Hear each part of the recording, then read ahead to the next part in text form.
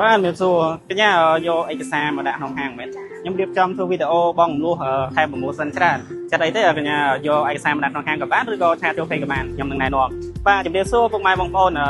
ยำหนึ่งตัววิดีโอแต่ตรงสมุนในการกับรัวสดมา100%នៅក្នុងស្រីសពនអញ្ចឹងបងនៅខាងប៉ោយប៉ែតបងនៅខាងអូជ្រៅកុំអូជ្រៅនឹងមិត្តអីហ្នឹងអាចធ្វើការបងលួសបានបាទគ្រាន់តែយកឯកសារមកដាក់ក្នុងហាងឬក៏ឆាតយក page បានបាទកញ្ញាបានកាន់នេះគឺមានតែសិនបានធ្វើភាសាហើយមានម៉ូតូ Scorpio បាទតម្លៃពិសេសមែនតើបាទទីទៀតនេះខ្ញុំនឹងនិយាយអំពីប្រភេទម៉ូតូ Scorpio នេះថានឹងមាន promotion អីខ្លះពុកម៉ែបងប្អូនកំពុងតែស្វែងរកម៉ូតូបងរំលោះបាទការប្រាក់ទាបនិង promotion ច្រើនអាចអញ្ជើញមកបានហាង Honda Civic BMC ដែលមានដល់ពុកម៉ែបងប្អូននិយាយពីការ promotion វិញបាទទៅលើប្រភេទ Honda Scorpio នេះខ្ញុំថែមមួយឈុតធំតែម្ដងណាហើយតម្លៃធូរទៀតបងរំលោះសុទ្ធ 100% បាទអញ្ចឹងពុកម៉ែបងប្អូនកន្លែងមកទៅខាងនេះខ្ញុំថែមមួកប្រភេទ Honda មួយអាវយឺតបាទអាវយឺត Max Scorpio ហើយនឹងកម្រាលជើងថែមជូនទៅលើប្រេងម៉ាស៊ីនចំនួន3កំប៉ុងធានាជួលរយៈពេល2ឆ្នាំហើយ promotion កាន់តែពិសេសទៀតទៅលើប្រភេទ Honda Scorpio គ្រប់ប្រភេទនេះទាំងអស់ហ្នឹងគឺយើងថែមសាំងរហូតដល់20លីត្រតែម្ដងបាទសាំង20លីត្របាទសាំង20លីត្រហ្នឹងគឺខ្ញុំគិតជាប្រាក់ជូនពុកម៉ែបងប្អូនតែម្ដងគឺអស់ចម្ងល់បាទពុកម៉ែបងប្អូននឹងទទួលបានចំនួនសាំង20លីត្រត្រឡប់ទៅវិញបកគលជាប្រាក់ដើម្បីធ្វើឲ្យពុកម៉ែបងប្អូនទទួលបានការចាក់សាំង20លីត្រតែម្ដងហើយក្នុងវីដេអូនេះខ្ញុំ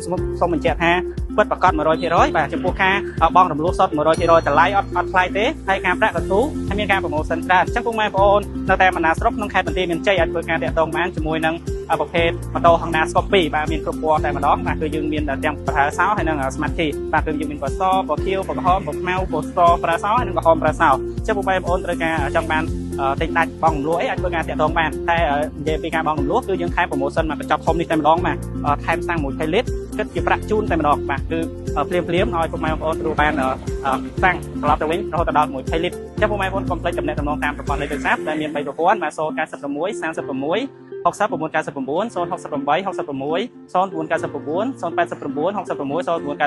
089 បាទសម្រាប់ទីតាំងស្ថិតនៅភូមិតារាងបាស្កាត់ភូមិស្វាយក្រុងស្រីស្ពនខេត្តបន្ទាយមានជ័យបាទអរគុណច្រើន